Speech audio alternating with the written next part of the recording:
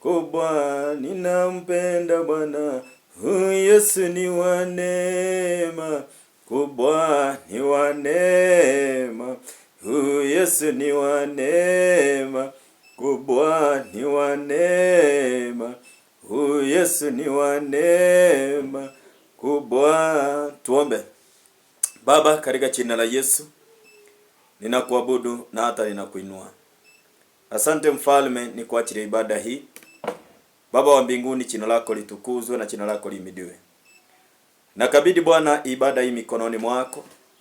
Bwana, tunaposhiriki neno hili, naomba Bwana ukapate kunitumia kama chombo.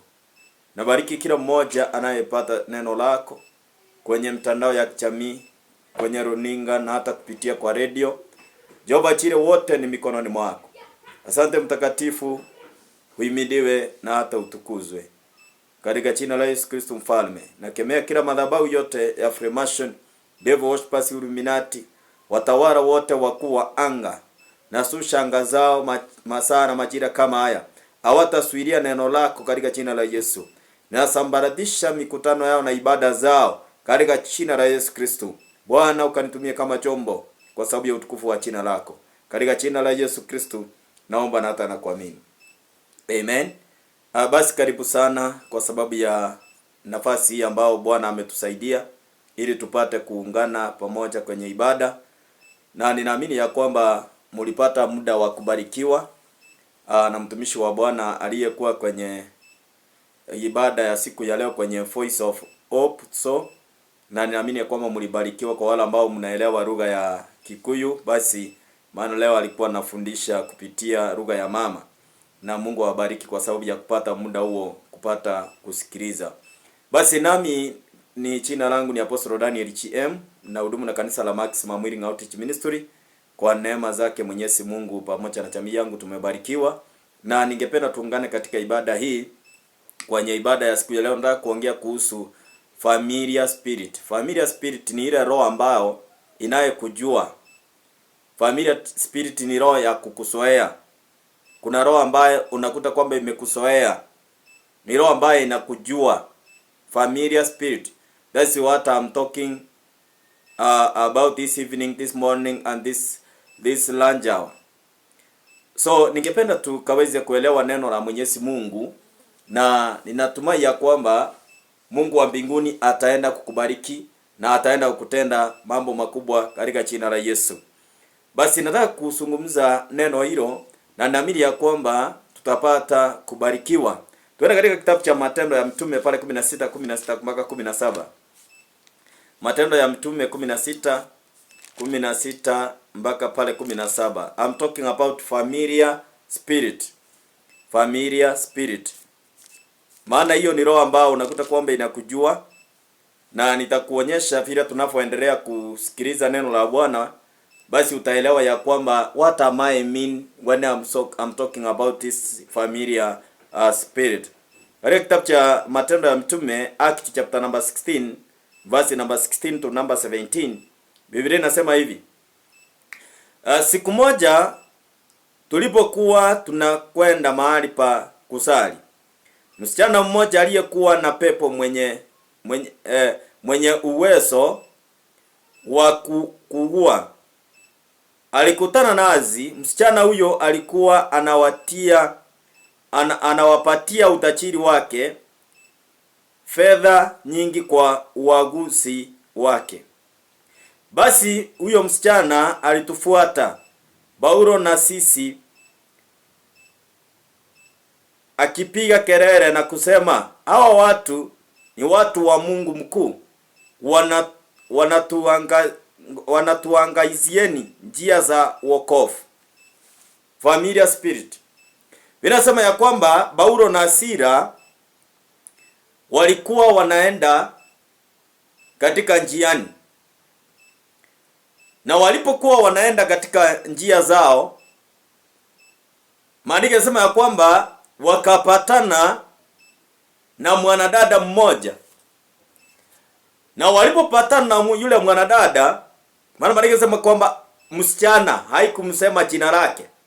Maandiko yanasema kwamba basi walipokutana naye yule msichana alikuwa wakupatia watu utachiri kwa sababu ya ile ufahamishi wake, ama katika hali ya utambuzi wake.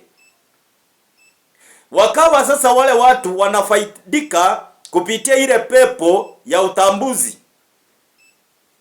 familiar spirit.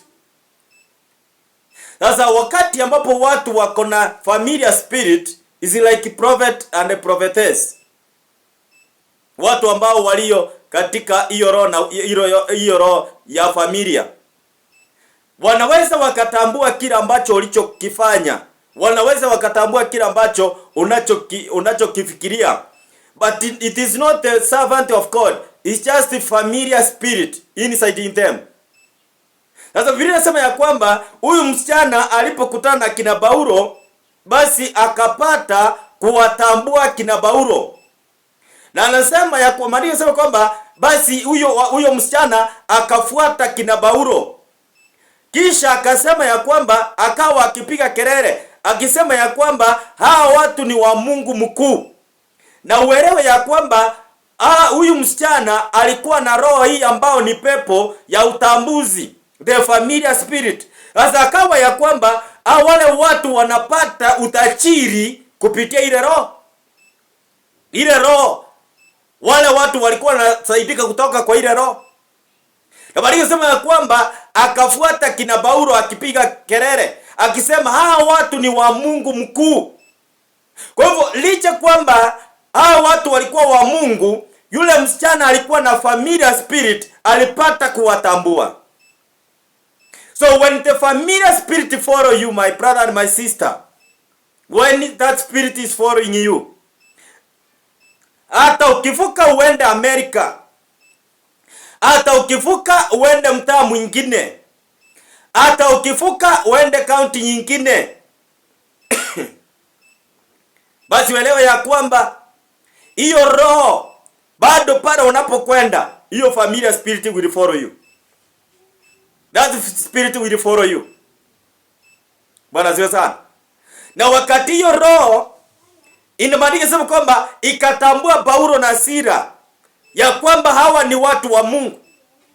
Sasa wakati familiar spirit when you operate in a certain place, inatambua watu wa maeneo hayo ya kwamba hiyo kila mmoja yuko hapo anakaanga aje, ni nini ambacho ako nacho, because is a familiar, ni roho ya utambuzi. Sijui kama umewahi ingia mahali. Siku moja niliingia mahali, mimi sijui kama wewe umeingia. Kulikuwa na mlevi kabisa, na nikimwangalia naona kabisa huyu ni mlevi. Na akanisalimia akaniuliza, "Mambo pastor?" Nikamwambia mzuri. Nikamuuliza, "Unanijua?" Kaniambia, "Hapana, hata vile unakaa tu wewe ni pastor." So huyu mtu ni mlevi, ana unabii. Alinijua aje? Alinijua kupitia this familiar spirit. Sasa wakati ambapo hata unapoondoka kwenu pale bara, kwa wale watu wa bara wanasemanga usago, basi the moment unatoka usago unaenda mchini, unapofika pale mchini, when that familiar spirit follow you, inaweza ikaenda mpaka mchini, kisha inapokufikisha mchini inaanza kukuita nyumbani, inakwambia turudi nyumbani. Unaisikia maisha ya town imekuwa ngumu, unaamua unasema wacha nirudi usago. Basi unaporudi pale bara, basi inakuambia tukaa hapa. Na si kwamba utakaa vizuri, si kwamba maisha yatakuwa mazuri, but because of that familiar spirit inakuteka nyara mawazo, unaona kana kwamba uko sawa. Familiar spirit. Hii roho ilitambua Paulo na Sila ya kwamba hawa ni watu wa Mungu. Na Biblia inasema ya kwamba basi Paulo na Sila, Biblia inasema kwamba walipojulikana na wakaeleweka kwamba hawa ni watumishi wa Bwana, Paulo akakemea ile pepo iliyokuwa ndani ya yule msichana, familiar spirit. Na ilipomtoka yule mtu, Biblia inasema ya kwamba wale watu wa mji ule walipata kuinukia kina Paulo na Sila, na diposa wakawaweka katika kisuisini, ama wakawatia gerezani, Because wale watu walikuwa wanafaidika kutokana kwa ile roho ya familiar spirit. Basi uelewe hivi mpendo, ya kwamba katika maisha ya mwanadamu kuna roho ambayo unakuta ya kwamba inafanya kazi katika maisha yako. Unakuta hiyo roho inaweza ikakaa in a certain period of time, unakuta inatokea hiyo roho. Let me use this. Unakuta kuna roho ya ulevi. Inakaa, unaweza ukamaliza mwaka mzima na hujawahi kunywa. Na unapomaliza huo mwaka uchakunywa, ikifika December hiyo roho inakukujia, unasikia wacha nikunywe. Unaenda unatafuta, kama ni kwa hapa unaingia unakunywa kidogo, ama unaenda unaingia katika hali ya kwamba nini inaitwa nini, katika mama pima, unaenda hapo unapimiwa, unakunywa kidogo because of that familiar spirit now. Sasa unapokuwa katika hiyo, unakuta ile roho inakuteka nyara. Na tena kuna roho nyingine unakuta kwamba hiyo roho inaweza ikakuwa labda familiar spirit on you, ni roho ya userati.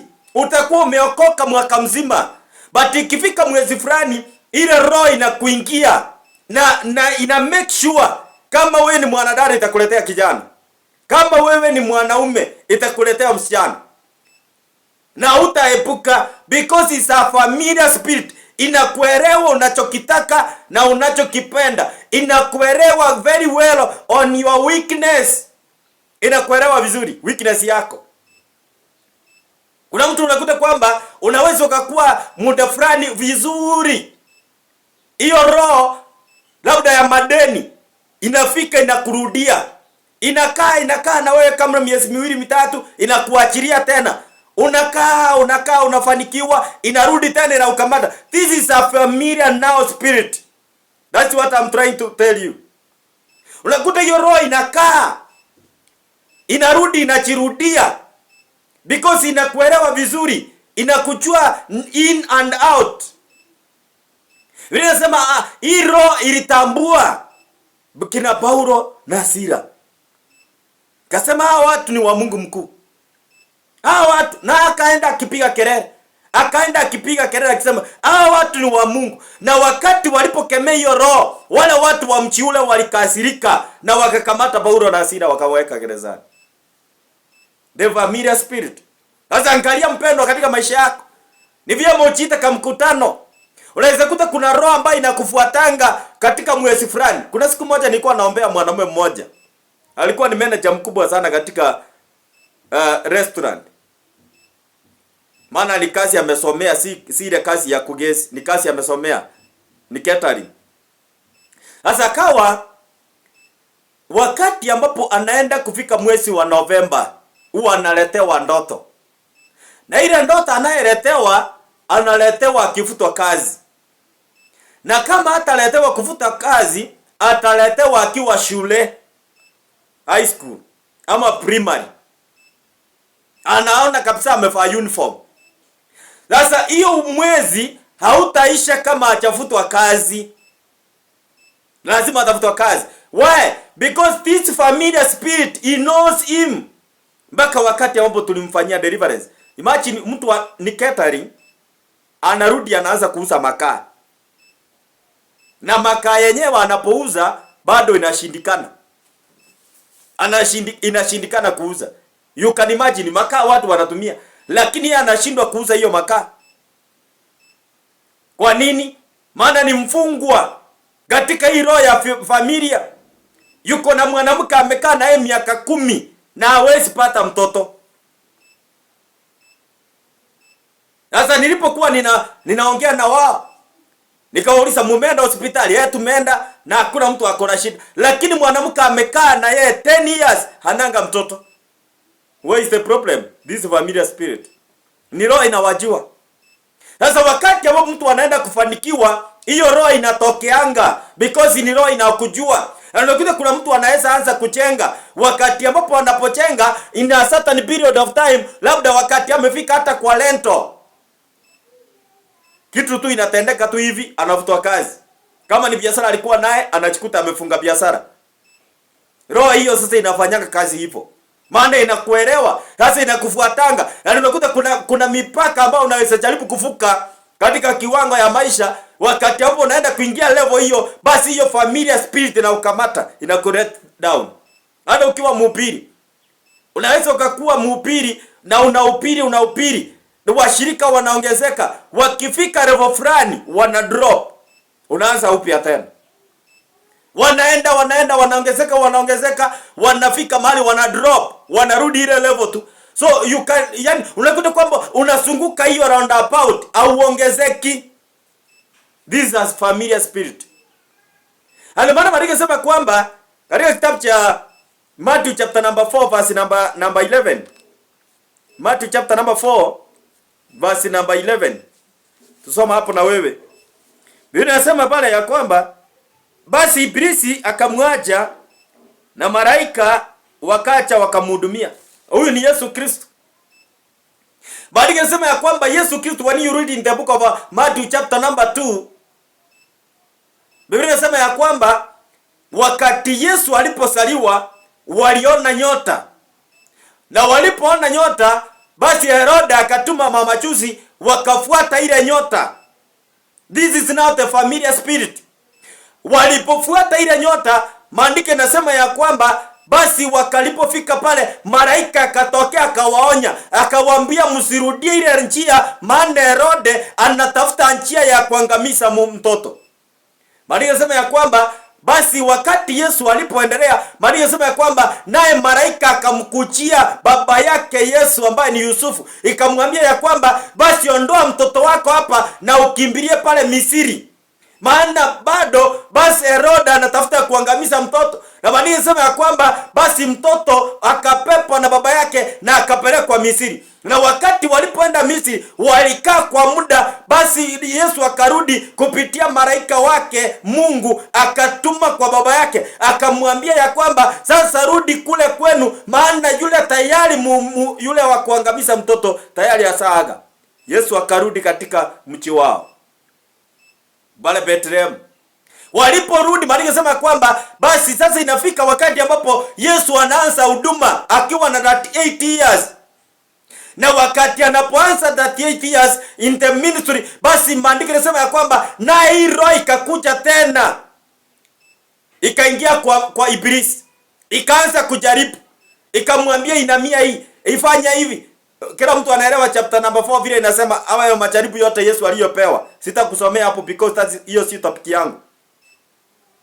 Sasa wakati ambapo hiyo Ibilisi alipomjaribu Yesu, Maandiko yanasema kwamba basi ikafika nyakati ambapo basi Yesu aliposhinda, Maandiko yanasema ya kwamba na ile Ibilisi akamwambia sasa nimekuacha, na akaondoka. Maandiko mengine yanasema kwamba akamwacha kwa muda. Ngovo hakumwacha kabisa, akamwacha Yesu kwa muda. Na alipomwacha Yesu kwa muda, Maandiko yanasema ya kwamba pale when you go into the book of Matthew chapter number 26, Maandiko yanasema ya kwamba basi ilifika wakati ambapo walitaka kumwangamiza Yesu, wakamkamata Yesu. This is a familiar spirit, ndio ilikuwa inafuata Yesu. Ile roho ya kumuua inamfuata. Nilikuwa nasikiza mama mmoja, mtoto wake kijana alikuwa ameua nyoka kama usiku.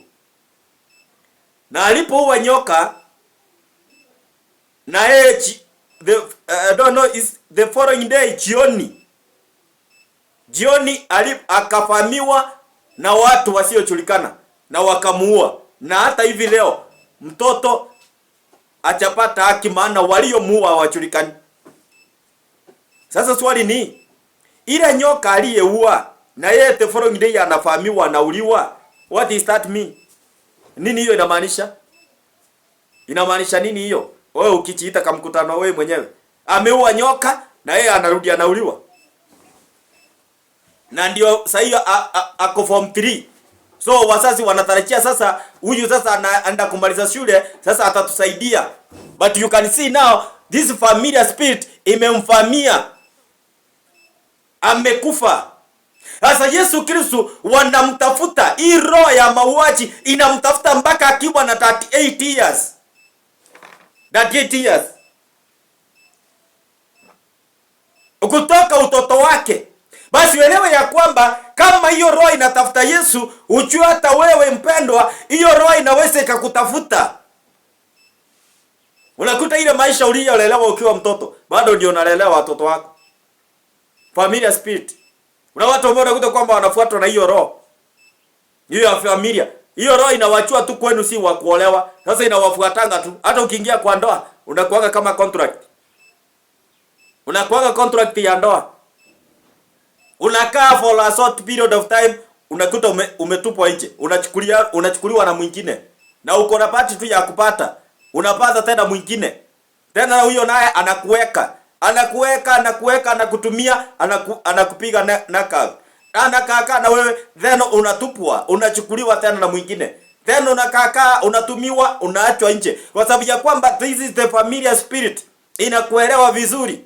Sasa unakuta kwamba itakutafutia mwanaume tu from nowhere ikuletee. Akuja akutumie tu, akutumie, akutupe nje.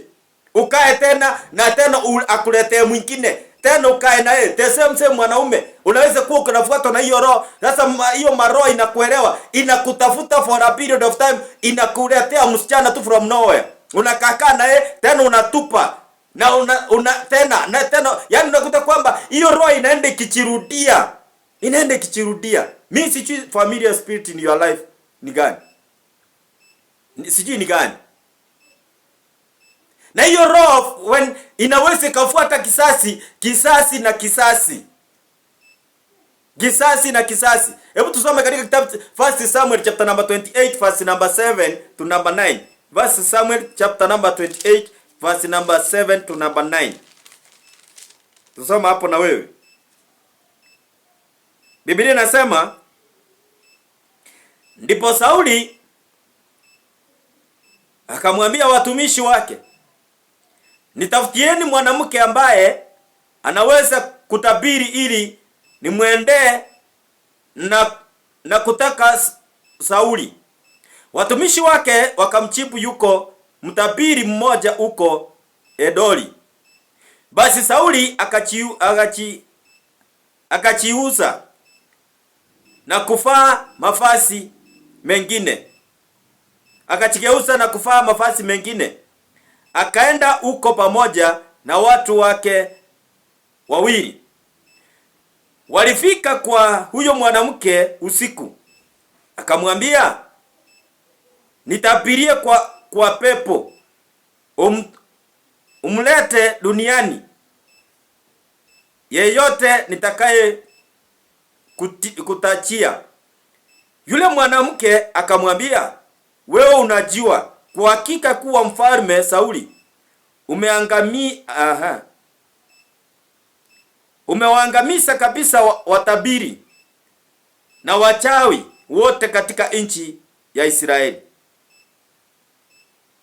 Sasa kwa nini unaniweka mtego kwa kuninasa na kuniua? Huyu Sauli alikuwa ameangamiza hawa watu ambao ni watabiri, hawa watu ambao ni familiar spirit. Alikuwa amewaangamiza. Lakini Biblia inasema ya kwamba akafika wakati huu Sauli akauliza, ni wapi ninaweza pata mtabiri ambaye aliye na roho ya kipepo? Mwanamke ambaye aliye na roho ya kipepo, ili niende nikamuulize Sauli. Sauli ni Usauli. Basi Biblia inasema kwamba wale watu wa kwake wakamwambia ya kwamba kuna mwanamke mmoja ambaye ni mtabiri kule katika mji wa Edoli. Na Biblia inasema kwamba naye Sauli akajigeuza na akavaa mavazi yake. Basi wakaondoka wakiwa na watu wawili, wakaenda kwa yule mwanamke. Walipofika pale, walifika masaa ya usiku. Na walipofika pale wakaambia yule mwanamke ya kwamba ni yule niitie kupitia pepo, ya kwamba yule nitakayetaka. Basi yule mwanamke akamwambia ya kwamba, je, wewe umeangamiza Sauli, umeangamiza watu kupitia basi katika hii mambo ya Sauli yao. Lakini katika hii this familiar spirit, nami unataka kuniweka mtego na mimi upate kuniua. Bwana asifiwe sana. So this people ambaye ni familiar spirit bado inafuata Sauli. Na uelewe ya kwamba Sauli amepigana na wao. Lakini Sauli anafika mahali baada anarudi kutafuta hiyo. Na unakuta kuna mtu ambaye anaweza akaacha mwanadada ama mfulana ama kijana waliyekuwa na yeye na akakaa for a long time, amtaki na hata simu yake hawezi pokea. Lakini muda na majira inafika mahali anaanza kurudia ile. Anaanza kurudia yule aliyekuwa amemwacha. Na si kwamba anampenda. Haleluya. Lakini hii roho ya familiar spirit inaingia ndani, inaanza kumkoroga, inamwambia tafuta yule. Unatafuta huyo. Yule ambaye aliyekufinyiria bado unatafuta yeye. Una watu ambao unakuta kwamba hata anaweza akatoka kanisa fulani na akaenda kwa muda mrefu sana, hataki kusikia hata hiyo kanisa, lakini unachikuta tu mtu huyo amezunguka, mwisho wake anarudi kwa ile kanisa because of the familiar spirit. Inamjua vizuri. Sasa ataenda atazunguka tu na atachikuta hapo. Sasa unapoona mpendo ya kwamba kuna jambo fulani ambalo uliloliacha, kisha unarudi unaanza kulifuata lile neno, ama unaanza kufanya vile ulikuwa unafanya pale awali, basi you need to know ya kwamba kuna hiyo roho ambayo ni ya familia inakufuata. Ulikuwa uko na hasira, ukafika mahali ukaacha hasira. Sasa imefika hiyo wakati tena hiyo hasira imekurudia. Basi inamaanisha ya kwamba that's familiar spirit now. Hiyo roho imekurudia. Sauli anasema ya kwamba basi niitie yule ambaye nitakayemtaka. Lakini yule mwanadada anamwambia wewe ni yule ulikuwa unaangamisha hawa watu. Wale mapepo wewe ulikuwa unawaangamisha na mimi unaniweka mtego ili uniue. Kuna watu ambao unakuta kwamba wanawekwa mtego na ile familiar spirit. Kila walichokiacha bado unakuta kinawarudia. Uliacha madeni inakurudia, uliacha dhambi inakurudia, uliacha umaskini inakurudia, uliacha kazi inakurudia. Yaani unakuta vile vitu ambao ulisosiacha kwa sasa hilo ndio unachikuta unafanya. For example, uliacha kazi ya mchengo, unachirudi ukiwa hapo. Unachikuta tu uko hapo. Ulikuwa unafanya kazi ya ukaapa, ukaacha, umechikuta tena umerudi kwa ukaapa. That is the familiar spirit. That's what I'm talking about. Bwana asifiwe sana. Maana inasema kwamba katika kitabu cha Job chapter number 4, Job ni Ayubu. Mlango wa 4, 15 na 16. Mlango wa 4, 15 na 16. Inasema upepo ukapita mbele ya uso wangu. Nywele za mwili wangu zikasimamisha. Kitu kilisimama tuli mbele yangu. Nilipotazama sikutambua kabisa. Ulikuwa na umbo fulani mbele yangu. Ulikuwa kimya, kisha nikasikia sauti. Huyu ni Job. This familiar spirit imepita mbele yake. Akasikia kuna roho imepita. Kuna roho imepita tu. Maana inasema kwamba nywele yake ikasimama. Na unakuta kuna mtu anaweza sema, mimi nilikuwa napita nikasikia roho, nikasikia nywele zimesimama, nikasikia roho inatetemeka, roho imekuwa na uoga. Kumbe walikuwa ni watu. Na watu wako na this familiar spirit. Unakuta kwamba ulifuatwa na wezi kitambo. Na wezi wakakunyang'anya vitu. Na hata ukaachana na wao, maana ulitafuta tena zingine. Ukakaka kwa muda tena unakuta hawezi. Unashindwa hawezi. Si ni wale walininyang'anya tena siku ile. Familiar spirit. Angalia hata katika taifa letu la Kenya. Ukiangalia wale viongozi ambao tuko nao siku ya leo. Yaani ni kama wale walikuweko tangu mwanzo wa kuanza katika nchi ya Kenya. Mpaka leo. Hawana utofauti. They are familiar. Familia ni mtu ambaye unakuta kwamba roho fulani inakuzoea, ama unaweza ukaangalia mtu unasema huyu mtu ni kama ninamjua. Si huyu mtu ninamjua. Lakini unajaribu kutafakari, unashindwa huyu mtu ulimuona wapi. Lakini ukweli ni kwamba unamjua. Lakini ukumbuke mahali ulimuona. Familiar spirit iko hivyo. Inakujua lakini wewe huijui. Na ndio maana Job anasema ya kwamba mimi nikasikia kuna upepo umepita, basi ulipopita nikashindwa, nywele yangu ikasimama, na nywele iliposimama basi nilipoangalia sikutambua umbo lake. Maana familiar spirit, the spirit you cannot see in naked eyes. Hawezi ukaona. Hawezi ukaona. Na hii roho mpendwa, usipoitambua unakuta kwamba utaishi maisha ya kufinyirika, kwa sababu hii roho wakati unaenda kufanikiwa huwa inakuja. Inakuuliza, "We, nani alikwambia ununue gari na sisi hatununuangi gari? We, ni nani alikwambia upiri na sisi hatuhubiri? We, nani alikwambia uolewe na sisi hatuolewi? We, nani alikwambia uoe na sisi hatuoi? We, nani alikwambia upate kazi na sisi hatupatangi kazi?" Yaani hiyo roho inakuja na kuingia, inasuiria mambo yako. Wakati ambapo unaenda kupenya, unaingia into breakthrough, unakuta hiyo breakthrough unapoenda kuingia, basi hiyo roho inatokea, inakukata, inakuondoa katika hiyo wepo. Wakati hapo unaenda kupata kazi, unakuta hiyo roho fulani imetokea tu, hata ujui kwa nini kazi umefutwa. Mwingine hata unakuta kabisa umeapply kazi na unaongojea kuitwa kazi. On that period unaongojea kuitwa kazi, basi unakuta ya kwamba basi jambo linatokea tu, hata unagonjeka. Kama unakuta hata mtu anaweza kufa kwenu, ile nafasi ipite. Ikisapita tena unaenda na apply kwingine, utakakaa tu uingie hata hiyo kazi. Kitu tu itokea tu from nowhere, hata ukamata uweke gerezani. Na hata ujui umefanya nini, lakini unawekelewa makosa inakuwa ya kweli.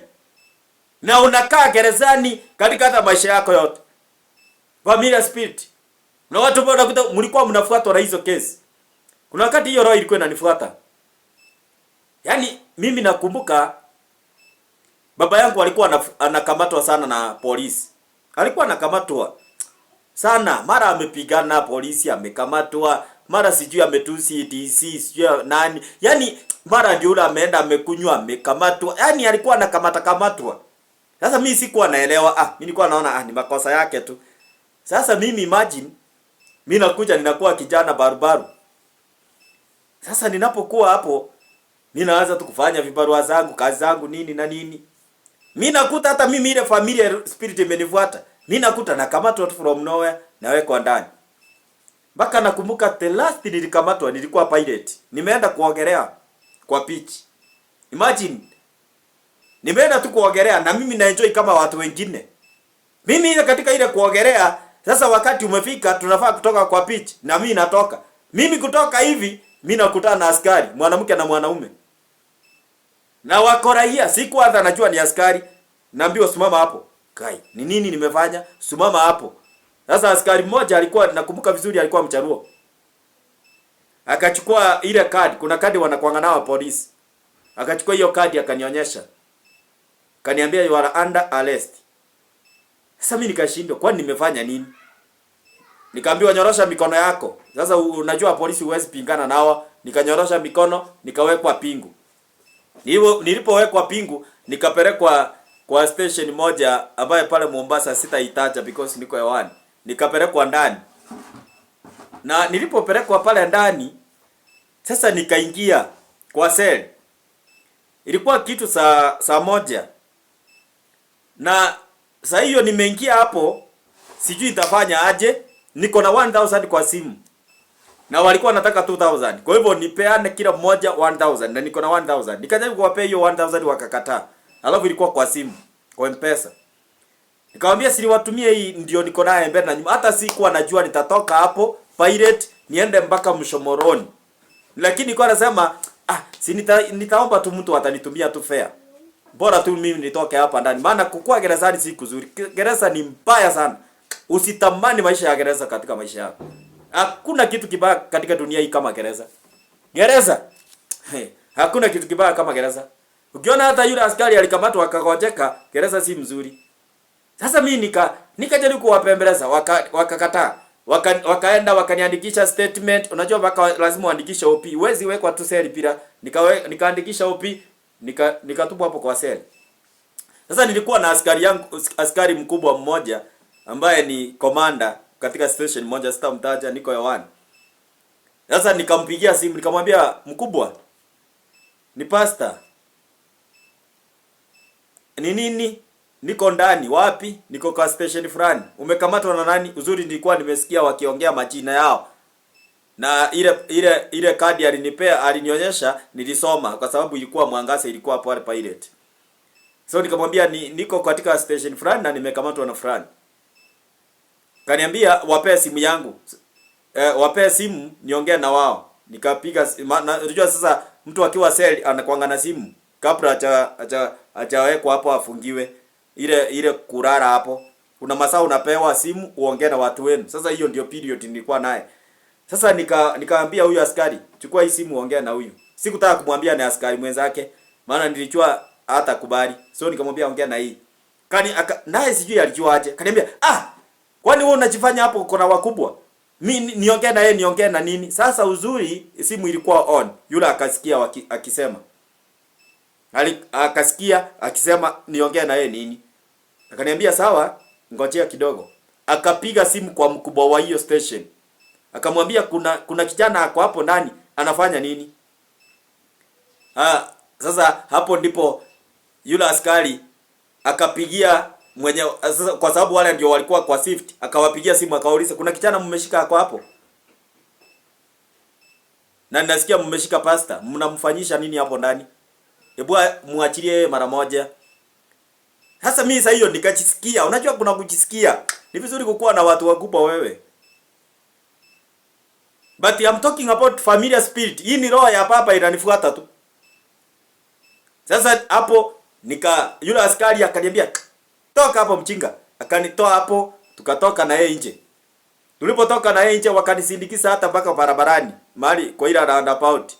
Nikatafuta gari na nikaondoka, nikaenda. Hiyo ndio ilikuwa mwisho wangu wa kuwekwa gerezani. Na nilijua aje hii ni familiar spirit. Wakati hapo nilikamatwa nikapelekwa industrial area, nikafungwa hapo. Nilikuwa nimefungwa miezi 3, miezi 4 na nusu. Ndio nilikuwa nimefungwa. Na pia nilikuwa nimepiwa fine. Kwa hivyo nikaya ama nilipe fine. Sasa on that period, wakati mchungaji mmoja alikuja ambaye nilikuwa chini yake, akakuja kunitoa gerezani na mama mke wake pamoja na pastor mwingine. Sasa walipokuja kunitoa, yule pastor ndiye alinifungua macho, nikaelewa vile nakufundisha siku ya leo. Kaniuliza, ni nini unafanyanga unakamatwa wewe? Nikamwambia hata sijui mimi.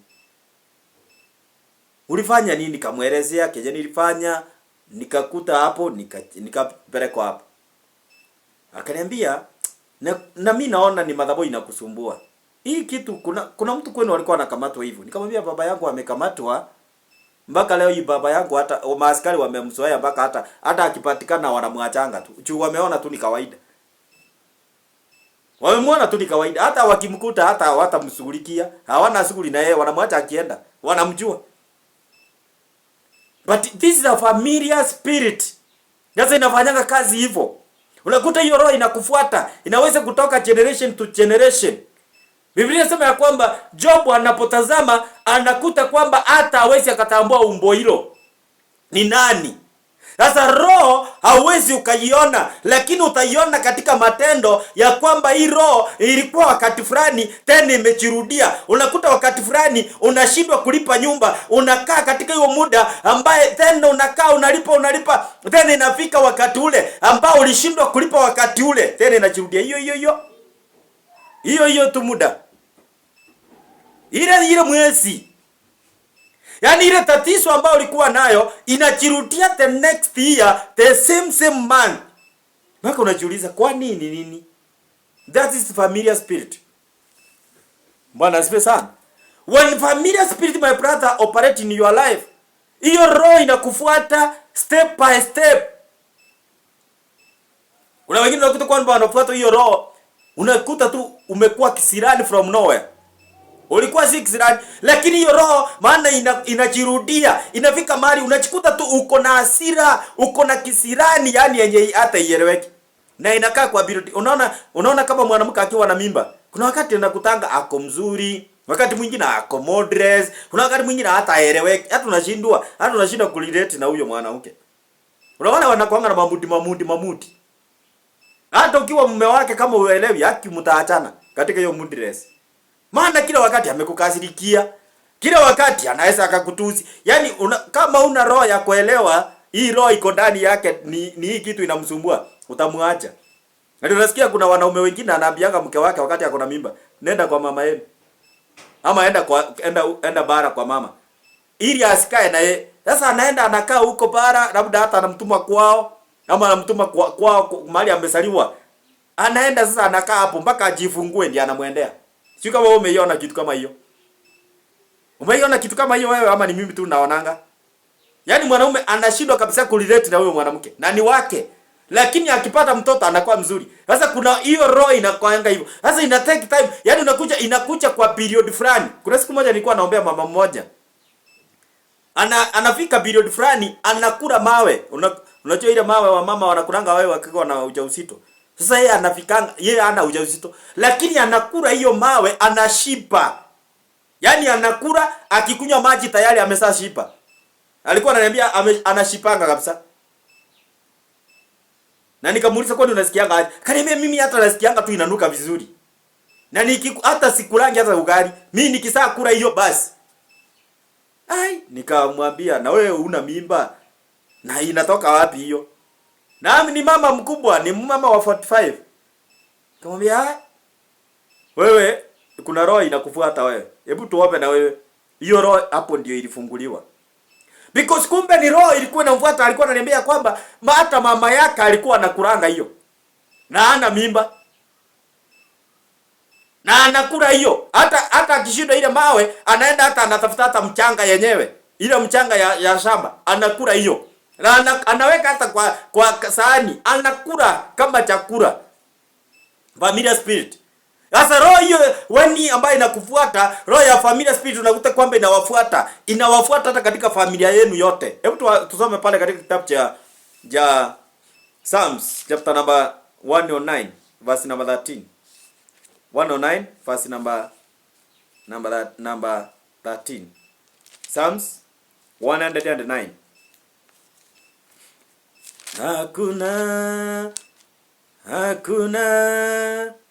Hakuna kama wewe. Hakuna kama wewe. Inasema hivi, wasao wake wote wafe. Jina lake lisauliwe katika kisasi kichacho. Jina lake lifutwe ama liondolewe. Bwana asifiwe sana. Wasao wake wote wafe. Sasa kuna hii ni familiar spirit. Inafuata kisasi. Sasa unakuta kwamba kwenu lazima kutakuwa na mtu anakufa every year.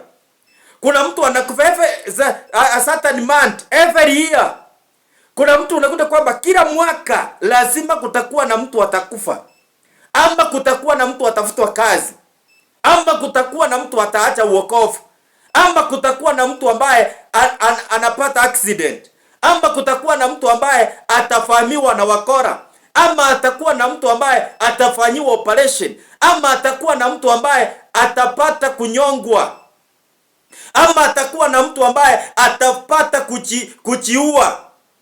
Ama kutakuwa na mtu ambaye atakuwa ameafya mimba. Katika kila mwaka kuna kazi, kuna mkozi fulani ambao lazima upate familia yenu. Unakuta mtu anatembea tu vizuri hivi, anateguka tu mguu hata kwa stairs. Unashindwa huyu mtu ni nini? Miguu hapo ndipo inavunjikia. Katika kuvunjika hiyo miguu anawekwa plaster.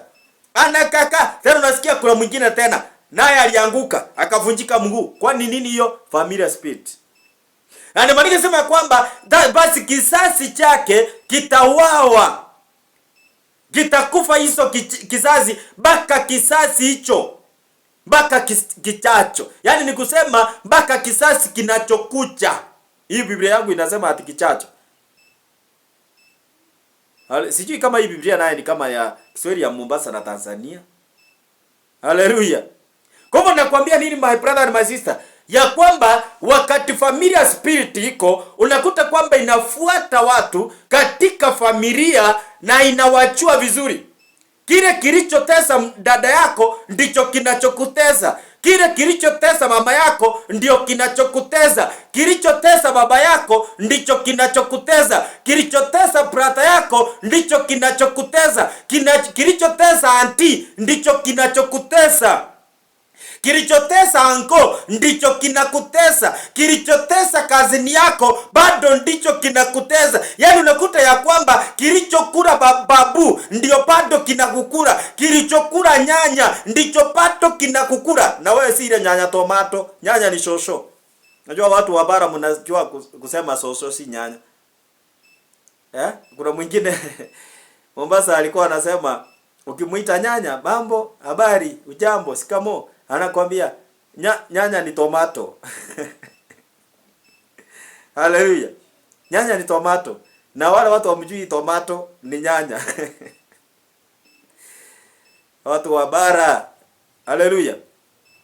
Huko nakuta kwamba kilichokuwa pale wali ama pale mwanzo ndicho kilicho mpaka siku ya leo. Ndio maana katika kitabu cha Maombolezo nasema ya kwamba kilichokuwa wakati ule ndicho kilicho mpaka siku ya leo. Sio kigeni. Excuse me. Sio kigeni. Basi kuna watu ambao unakuta kwamba roho ambaye inawafuata sio roho geni, ni roho ambaye ilikuweko. Kisasi baada ya kisasi, watu wanakufa premature death. Watu wanapata watoto wanakufa. Hallelujah.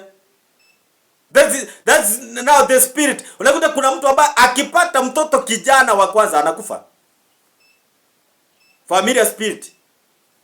Akipata mtoto wa kike anakufa. Baka wakati ambapo atakapopata mtoto wa kiume ndiyo hiyo roho inamwacha. Mimi sijui kama wewe unaelewa hiyo mambo ama ni mimi naelewa peke yangu. Kuna generation iko hivyo.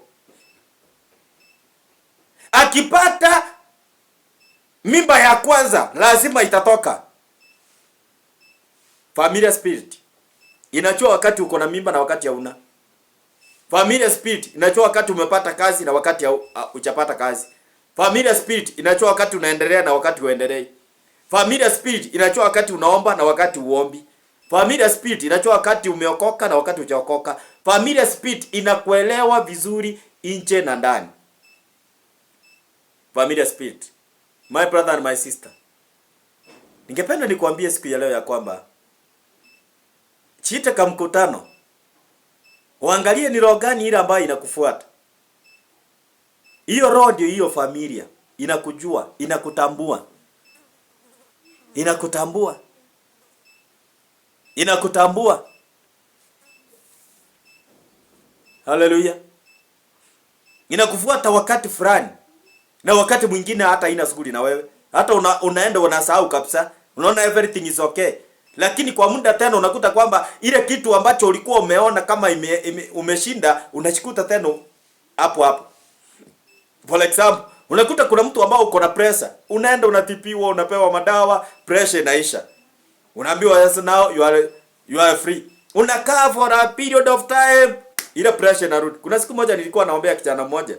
Alikuwa kijana wa miaka ngapi? Miaka 9. Miaka 9 na hawa haturuhusiwi kuweka kwa mtandao, haturuhusiwi kuweka kwa runinga. According na human right. Sasa yule kijana alikuwa anatoka hospitali akifika kwao, ile pressure inarudi. Imagine miaka 9 uniambia anatoa wapi pressure. Sasa akiwa pale hospitali akakutana na mtu mmoja nilikuwa nimemuombea. Naye alikuwa ameenda kuona mtu. Alipomuona kashindo mtoto, si niliona ile siku nyingine nilimpata hapa. Akaenda tena amerudi. Kaenda akauliza baba yake. Na akamuuliza, "Na nikuulize mzee, huyu mtoto ni nini?" Akamwambia ako na pressure.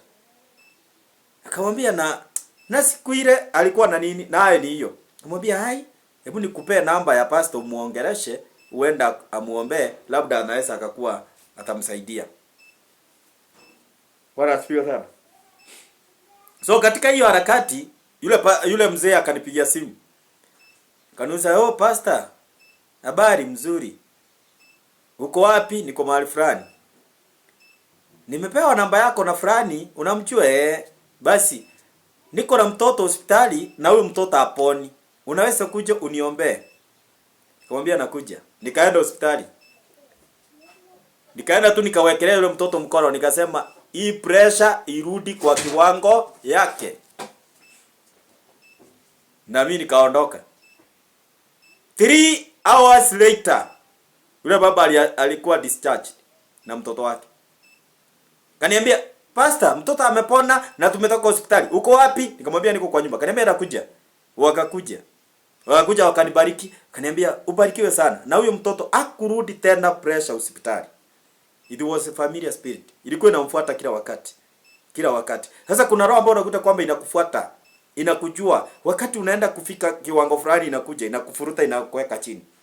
Tena unaenda, inakufikia tena, inakushika, inakurudisha chini. Sasa hiyo ni roho ya mazoea. Roho inayokujua, roho ambayo inakutambua, inakufuata kila wakati. You need to deal with that spirit accordingly.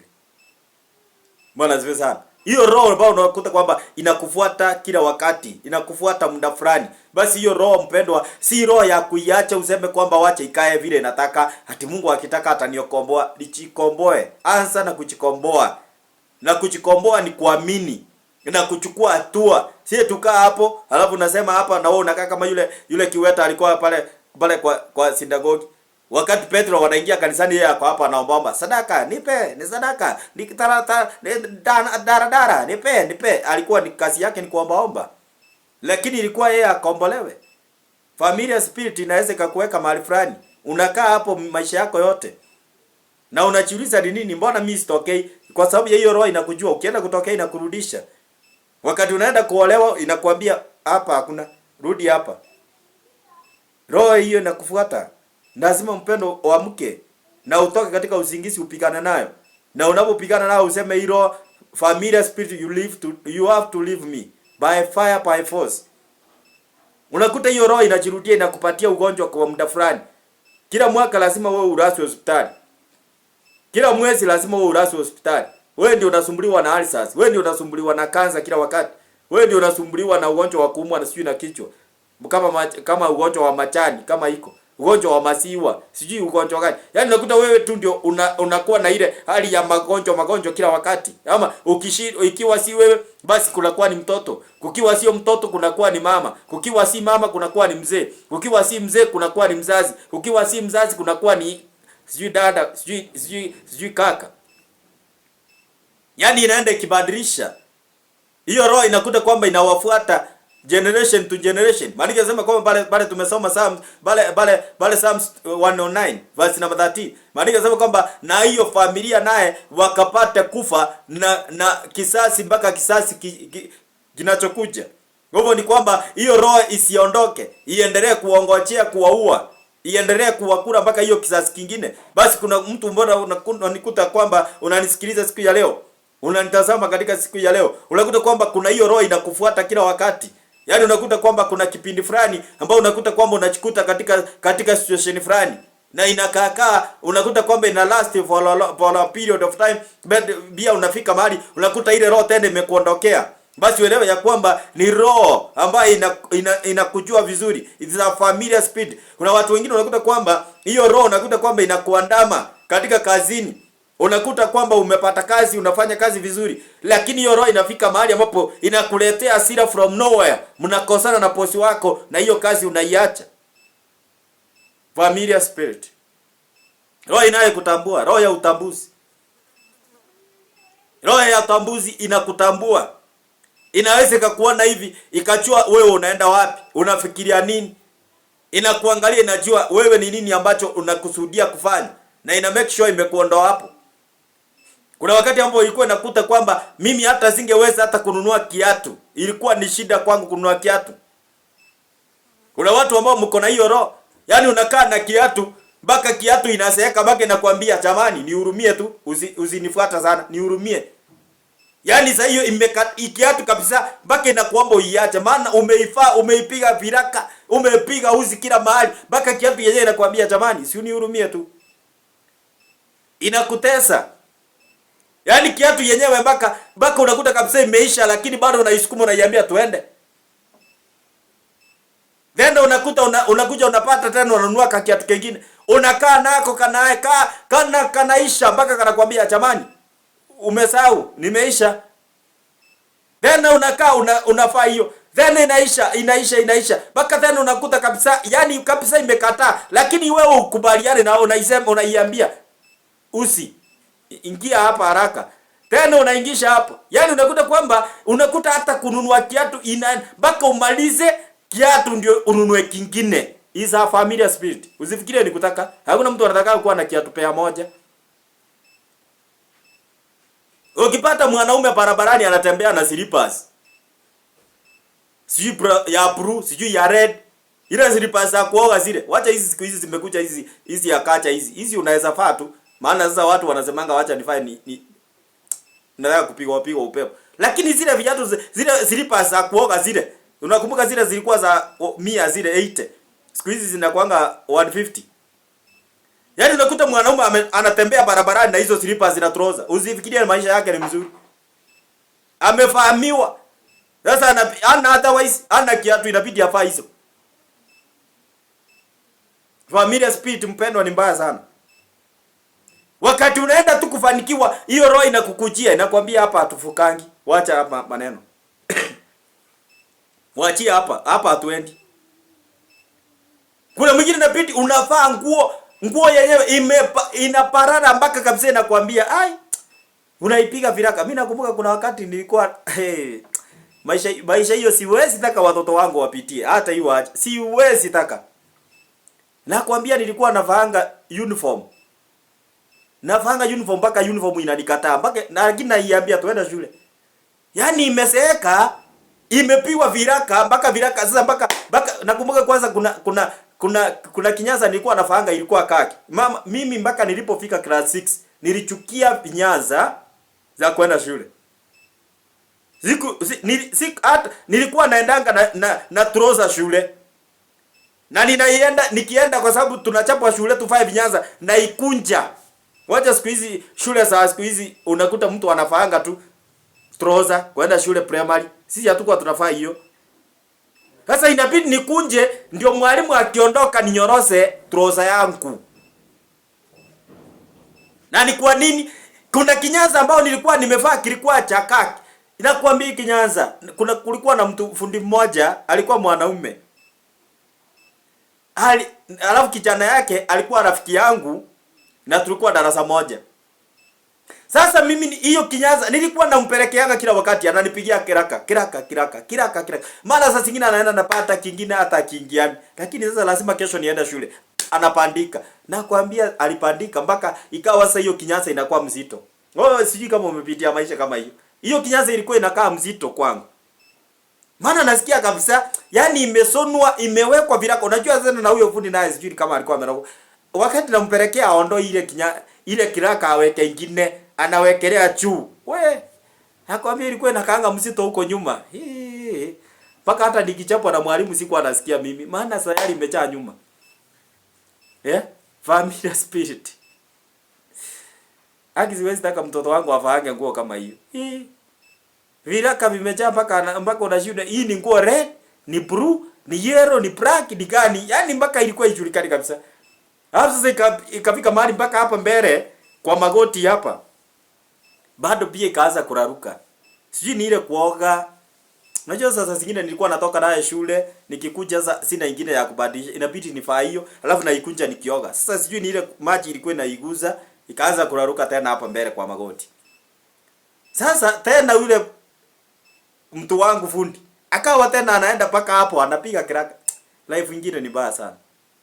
Familiar spirit is very very very bad. Nikakaa. Sasa nimeenda high school. Naona hii roho nimeshinda. Mimi nafika form 2. Hiyo roho inakuja. Trouser inanisekea. Imeparara. Lakini sasa inabidi naipeleka kwa kupigwa kiraka. Naenda na pandiko hapo.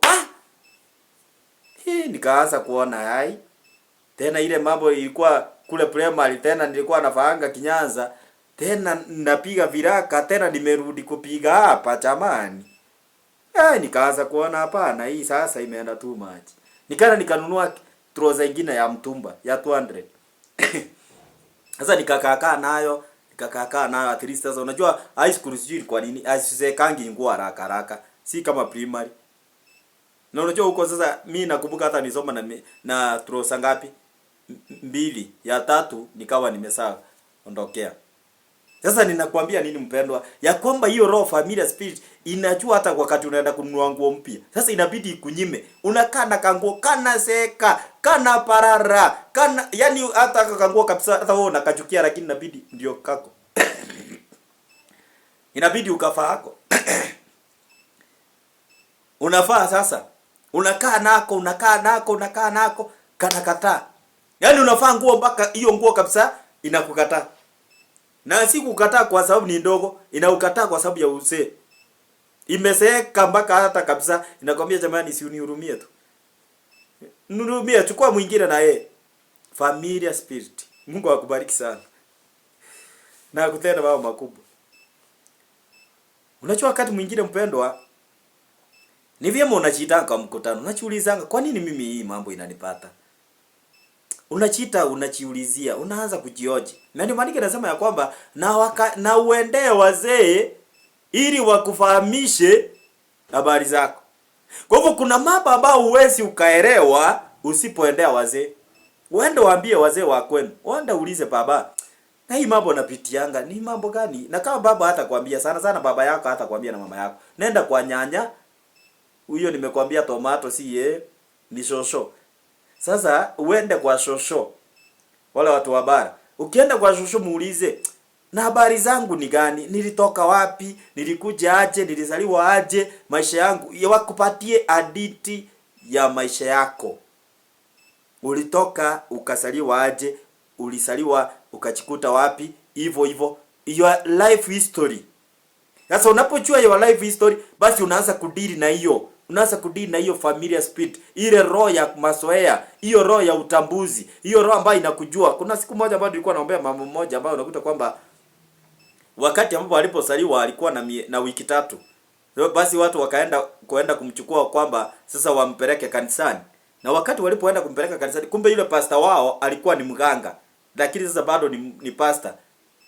Sasa alikuwa wakati ambapo walipomwendea chairhead wake na alikuwa ni mganga mwenzake. Sasa akamtuma akamwambia chukua kapesheni, chukua nini, sasa muende mchukue mtoto. Wakati walipompelekea zile zawadi, hapo ndipo nyota ya mtoto ilichukuliwa. Sasa yule mama tunakuja kupatana akiwa na 48 years.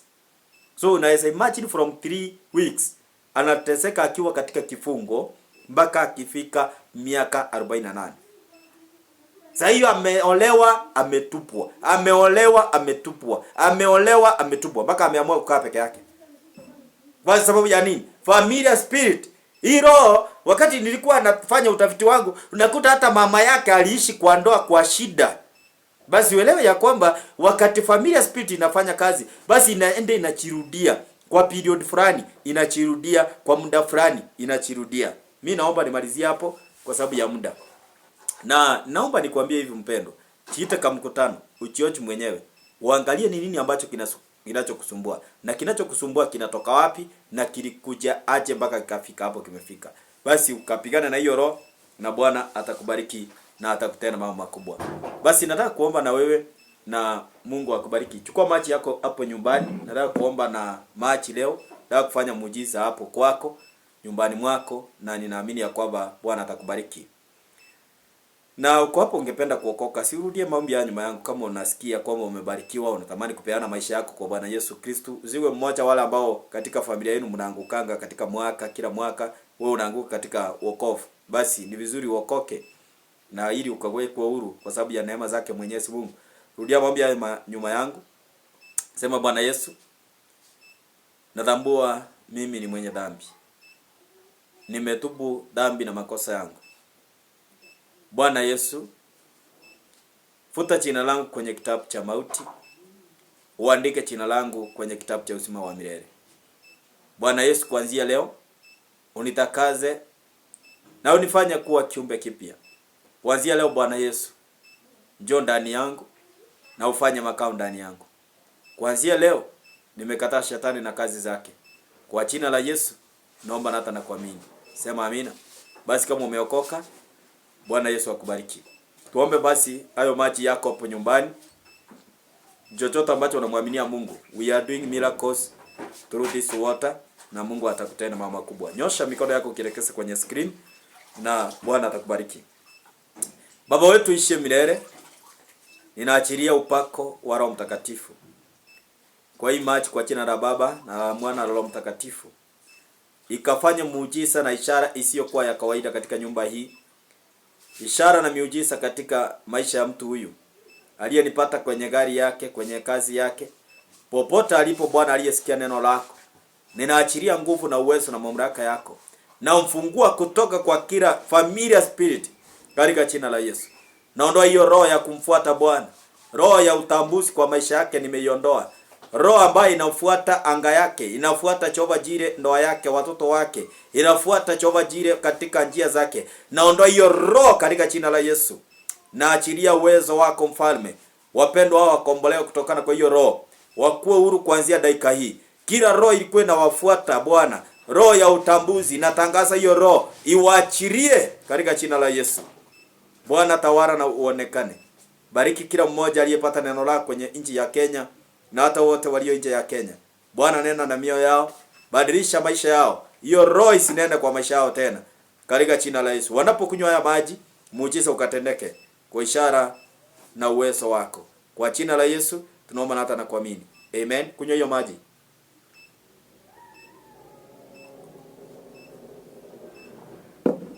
Amen. Amen. Na Bwana akubariki na akutende mambo makubwa. Nashukuru Mungu kwa sababu yako wewe kupata nafasi ya kunisikiliza na kunitazama. Bwana akubariki na Bwana akuinue na akutende mambo makubwa.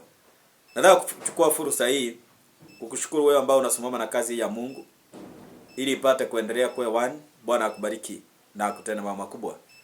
Nataka kuchukua pia fursa hii kwa sababu ya kushukuru wale watu ambao walikuwa katika studio upande ule wa pili, waliohakikisha kwamba tuko hewani kwa njia iliyo sawa. Bwana wabariki na Bwana awatende mema kwa sababu ya kazi hiyo nzuri ambayo mmefanya kuhakikisha kwamba tuko hewani. Leo hatujasumbuliwa na internet, tumekuwa kwa njia iliyo sawa sana katika live service. Bwana wabariki sana sana na watende mambo makubwa. Na wale watu wa World Miracle Star TV tumerudi hewani leo, tumekuwa kwa njia mzuri maana wa technician ameshughulikia basi runinga kwa njia iliyo sawa na tumepata kurudi hewani. Na Bwana awabariki sana na watende mambo makubwa. Ungependa kunifikia kupitia namba yako namba yangu ya simu kwa mawasiliano, unitumie ujumbe wako, nipigie simu yako, nipate kuomba na wewe. Basi na ukisikia umebarikiwa, unapenda kusimama na kazi hiyo ya Mungu, basi unaweza ukajiunga pamoja na wengine na Mungu atakubariki. Katika namba ya 0746 10 61 63 0746 10 61 63. Wale watu ambao mko nje ya Kenya, mwezi nifikia kupitia hiyo namba. Nipate kwa WhatsApp namba ambayo ni +254 0717 358579. Bwana wabariki na Bwana watende mema kwa sababu ya kibali hiki ambao ametupatia tupate muda wa kusikia neno la Bwana. Basi Bwana awatende mambo makubwa na akawapate kuwainua. Amen. Amen. Kwa niaba ya wote waliofanikisha kipindi hiki na ibada hii, basi kutoka kwangu mimi sina la ziada na waga nikisema so long, God bless you. Mungu atakaporidhia basi tukutane majaliwa yake Mwenyezi Mungu wakati mwingine. Basi muwe na wakati mzuri. Baraka ya Mungu iwe juu yenu na neema ya Mungu itoshe na Bwana awabariki. Shalom. Shalom. Shalom.